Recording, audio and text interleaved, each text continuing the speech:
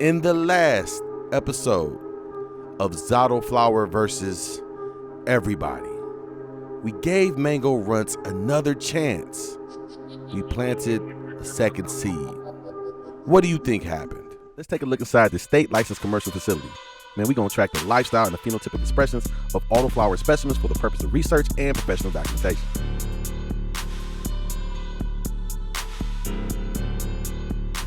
This is episode 3, Autoflower versus Everybody.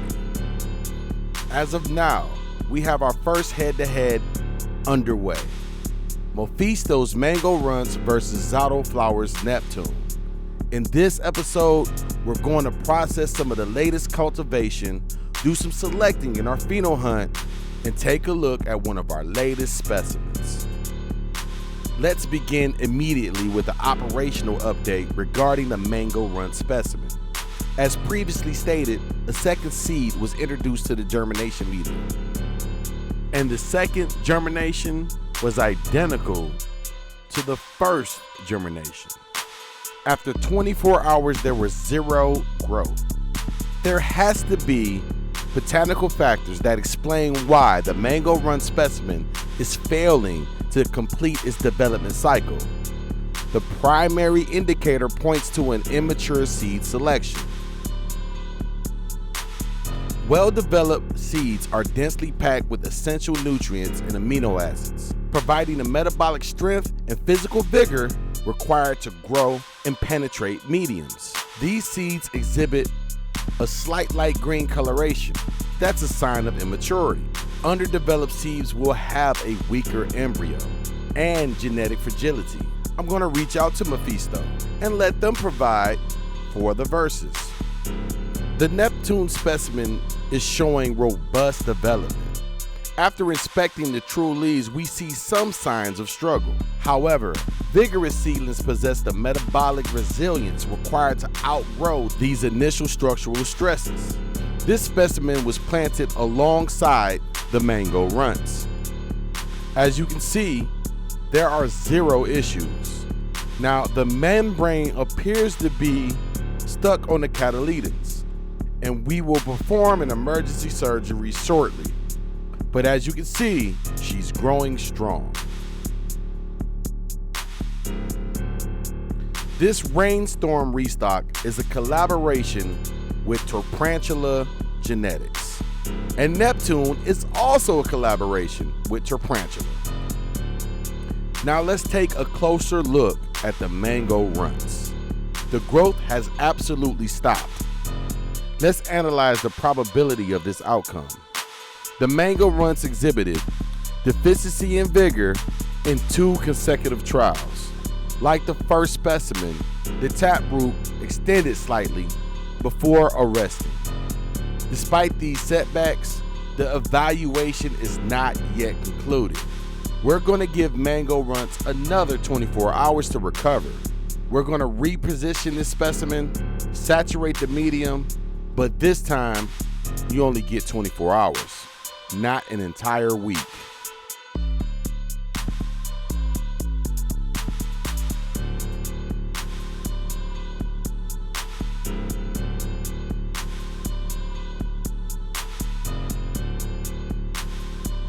Again, the inventory stock is progressive. Vegetation velocity is high across all other lines. The humidity domes are maintaining and working great, and all the seedlings are progressing without disruption. And this goes with the exception of Mango Runtz, and only Mango Runtz. At this facility, our primary operational focus is checking every required metric regarding the stabilization and breeding of Autoflower genetics. This specimen is ZAUTO, created by Autoflower genetics. This cultivar represents our highest in density. This doesn't imply that our other lines lack structural prowess. Rather, this specimen achieves the visual appeal and structure associated with light-sensitive strains. As you can see by the pressure applied with my thumb, Squeezing this specimen demonstrates that these Autoflower selections, especially towards ZAUTO, will exceed the standards of most photoperiod strains. This angiosperm was cultivated in a 2-gallon container. This individual plant occupied over 50% of a 4x8 controlled environment. The angiosperm is positioned exactly 2 inches away from the light fixture. That 6 foot 5 inches was achieved in a 2-gallon container. To provide an accurate gauge of the structural density, we must open the dried material.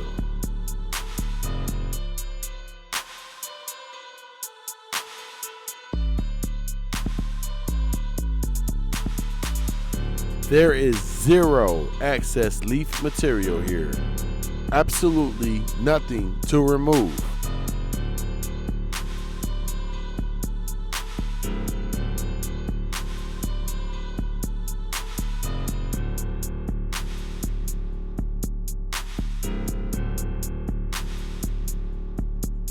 Head over to Google, type in Autoflower genetics.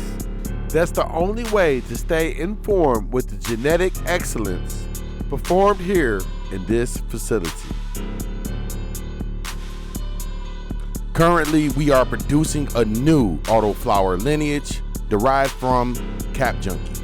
Standard phenotype selection involves variable expressions among the population. However, this group displays a complete uniformity. This raises a technical question. How are these genetics uniform before the hunt? Or did Autoflower stabilize a step before? We employ distinct operational methods in this facility, and that specific data is documented in detail within the Source Club. Reference the description section for details. These specimens maintain optimal health, an outcome attributed to the integration of supplemental lighting from Mars Hydro. The supplemental fixtures provide specific bands of blue, deep blue, red, and deep red. This addition has introduced the necessary spectrum missing from the older, less efficient LED fixtures. Positioned directly adjacent to the phenotype selection trays is solar vapor. This represents a brand new selection recently undergoing evaluation. An inspection reveals significant lateral branching. This angiosperm extends horizontally before initiating vertical stretch. We recently received an external request to cultivate using a 7-gallon container. Standard facility protocols restrict container size to a maximum of 3 gallons. For this evaluation, we filled the 7-gallon container with 5 gallons of cocoa core medium and added an array of microorganisms. This specimen has not entered the stretch phase yet. It is not displaying sex either. There are 0 visible stigmas. Although we can clearly see the vegetative stage is coming to an end, and the signs we are looking for should happen in the coming days.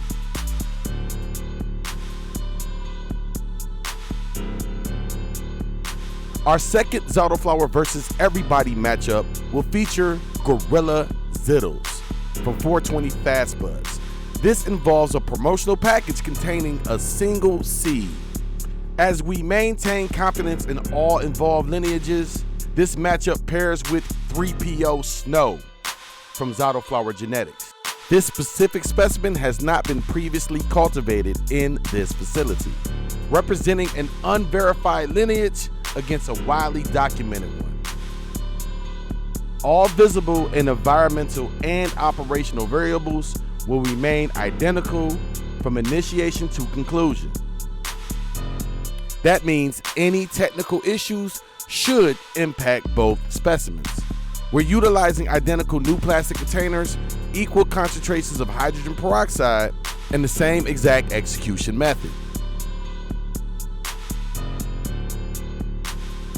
Upon opening the sealed package from 420 Fast Buds, The seed displays visual indicators of advanced maturity relative to the previous Mephisto genetics. Note that mechanical friction or rough handling can abrade the outer seed coat, removing these superficial stripes. Consequently, it's entirely possible to obtain highly mature seeds that lack visible striping. During the development of 3PO Snow, the breeding selection yielded exceptional results, demonstrating outstanding genetic vigor and robust biomass production. 3PO Snow is a highly promising lineage from ZAUTO flower genetics. This should be a great matchup.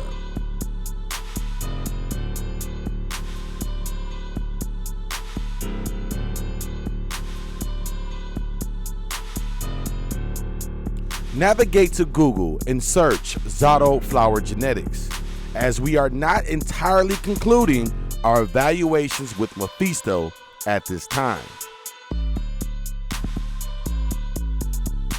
As the germinating specimens start to sprout and the seedlings increase in size, managing other tasks in the facility becomes more than necessary. So we'll take the time to process mature cultivated specimens, and the first specimen selected for evaluation is OG Cess. And without delay, the material is transferred entirely into cryogenic storage. To elaborate, we utilize low temperature sublimation and preservation techniques to lock in volatile terpene profiles and prevent any degradation. This ensures the final preserved specimens remain exactly how it was at the peak of cultivation. If you are seeking a dedicated space to share cultivation knowledge, operational research, and hard data, consider joining the Source Club. We focus on improving our methodologies every single day. Hey, remember that Torzado? Click this video to see the full breakdown.